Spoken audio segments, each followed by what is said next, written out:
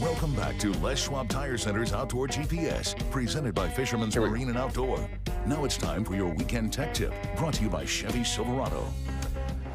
As one of the top producers of spinner blades, in a world where 360s have now dominated, taken over our salmon fishing, doesn't matter if you're in 5 foot of water, 500 foot of water, saltwater, fresh, in a lake, those 360s in a spinner are extremely popular for a reason. You've been making these blades for a long time in a lot of ways, and I can say, because I've got many sponsors that have made different blades, and everybody kind of goes after the same patterns, right? But the differences between different manufacturers of blades is the quality of the paint and how durable they are, and are the finishes gonna last, right? Well, there's no question that the VIP ones are at the top of the list, right? They're right there with a number of different companies, but there's certainly things that we need to know about, and we always talk about these 3.5 blades, right? It doesn't matter if you've got a coon shrimp behind it or not, if you're running just a straight blade with just a couple of beads on a hook, a little piece of tubing, a poor man's soft spinner, whatever you want to call it.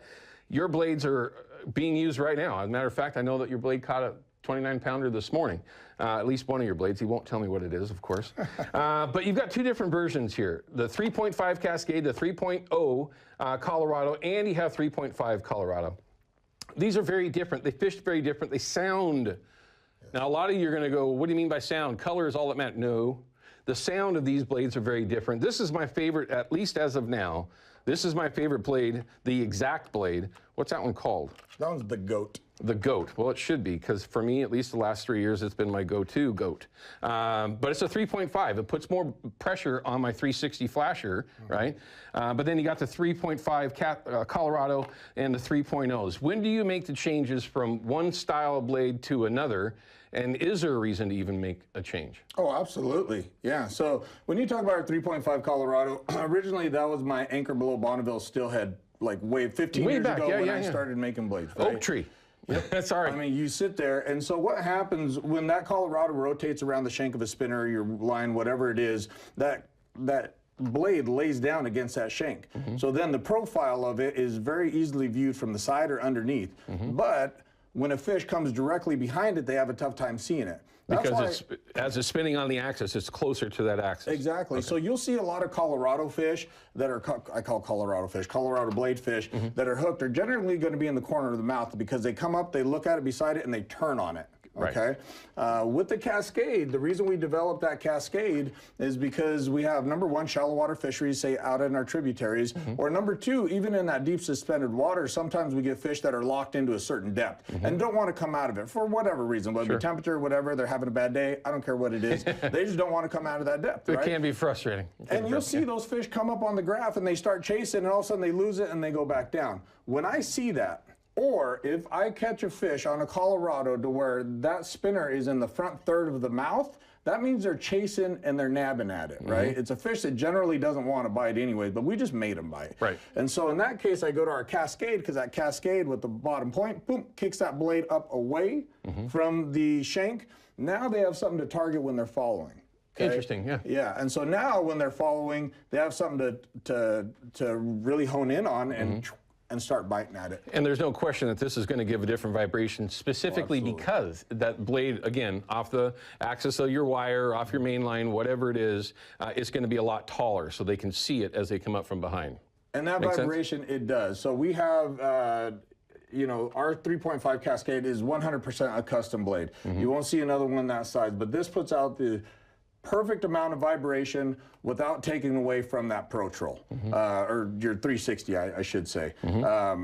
So that's just a really nice size for it. Our number 3 Colorado, what I do that was my next question.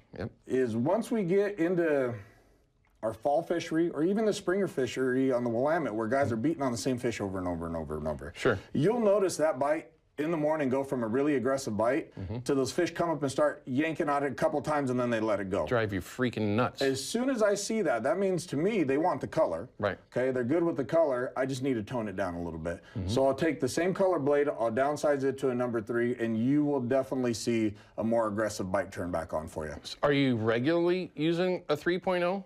I asked that because I don't fish a 3.0. Oh yeah, that I can think in certain fisheries, that 3.0 is the blade to have. Interesting. Yeah, you know, it's, well, you think about the Skamania area during the spring season, I bet you 70-80% of the guys are running our 3.0s up there. Interesting. Yeah, in the spring. Well, it's certainly something that if you don't have them in your arsenal, I mean, if you're a lot like me, you've got a box full of blades of any number of different color combinations, manufacturers, whatever.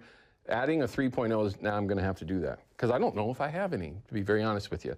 Okay, and that's just because it is what it is. Yeah. So if folks are going to be going out, we got the Buoy 10 fishery. That's right around the corner, right? Look at it. Are you going to be there the whole time? I got 1 week off because we have football assessments in Oregon City, so we're doing that. And he could be your coach over there in my backyard. That'd be awesome. we are, yeah. And that's very cool. In that fishery down there, another fishery that has pretty much been taken over by the 360s. Now, of course, I'm an old school guy. I like pulling herring. I'll have a fish splash, and I'll also back it up with, I don't go fishing there very often. Unless Buzz calls me, I'm heading down there.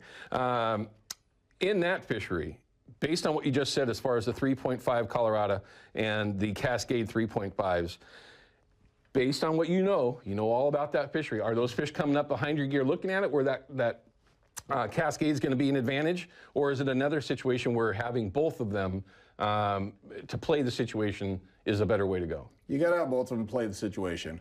And that is 100% me talking as a guide, not a tackle manufacturer. Right. So what you see is you see a variation within those tides. And so it's not like fishing up here where one day they want one thing, another day they want another thing. They could want a different thing on the tide exchange, you know? And so you're going to have that a couple times during the day. You better be ready for it. Sure. You know, I'm fortunate in that I'm able to start with a few rods every day. Yeah. And I love the inline fisheries. Yeah. I do the same thing. I'll pull a fish flash with one of our number 5 spinners back there still, right? And we do very well on it. But I definitely make sure we have both of them on the boat. I've seen it to where those fish, last year the Cascade hands down was my best blade out there. That Coastie candy that we make in the Cascade, I bet you I caught 60% of my fish in Astoria with that last year. Year before that double Mexican hat in the 3.5 Colorado, that killed most of them, you know? So you kind of get in a rhythm too. If you're fishing out there every day, you're definitely gonna get yourself into rhythm, and you'll see when blades turn on and off. You know, we did see that with a couple blades last year where there'd be a 5-year period. My buddy Brian Jones would take down guide services like, hey, dude, you got to put the Cascade Rimlin on. And we saw it peter out every day. That bite on that blade would last a shorter and shorter and shorter period of time until they just didn't want it anymore. It was bizarre. And so to me, that's like, there was something about that tide series that made them want that. And I don't know if it's the amount of algae in the water, whatever it is, you know. But you just got to be in tune with that. And being out there every day is really the only way to be in tune with that. Okay, so last question for our Chevy Silverado Tech Tip segment this morning. If you're out there, you're chasing fish, I'm again talking about the Buoy 10 fishery in particular, is color a huge factor there?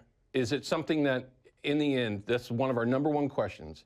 Is it color that makes the difference between getting bit in that fishery, or is it just proximity to a fish that's actually willing to bite? And I know that you're a manufacturer and you're a guide, but is it really a thing where if you don't have that blade, you're not going to be as successful as you could be if you did have it, no matter what it is? 100% yes. I've seen it. I've been on both ends of it. I've been on the end where I'm like, haha, we got them all. And I've been on the end where it's like, what just happened? Interesting. You know, soft spinners or wired spinners when you're down there fishing behind a 360? Down there, I have gravitated to the soft spinners with 2 4-aught hooks down there. Okay. We started manufacturing soft spinners, and putting them on the fishing leaderboard for people. Okay. You know, down there they hit them so hard. I mean, they freight train them, you know, and they turn on them really fast. So you got to have as much hook as possible to get into that hard jaw that they're starting to develop. I know, Ryan. I'm sorry, but back to the soft spinner. You're down there. You're going to be going through numbers of fish. It's a hatchery fishery again this year. Does that give you an advantage with the soft spinner, releasing those wild fish, wild silvers, wild chinook, whatever it is, tulies? Is it easier to get those fish released safely than it is with a wired treble hook spinner? Yes, and I will say the soft spinner, though, make sure you're using 2 single hooks, because soft spinners guys do use trebles. Sure. Anytime we get those trebles, I see those fish just inhale them. Right. And it's it's hard on fish. Yeah, you know. there's no question. Yeah. That's why it's a very interesting way that they manage the system, although it gives you opportunity to stick it out for a little bit longer. It is what it is, but if you can be safer with the fish, with the VIP product, or one that you might just twist up yourself with just a soft spinner, it does make it a lot easier to get them off. It's a very easy way to go. All right, we're going to cut to a break. I do have a question that's coming in from Ed from Lake Oswego. We're going to see if we can get that in. We're going to continue our conversation with Pro Escobedo from VIP Outdoors, and hopefully we can learn a little bit more. We'll be right back. Outdoor GPS is brought to you by Yakima Bait, steeped in tradition, innovation, and fishing success. And by Procure Bait Sense, ruthlessly effective.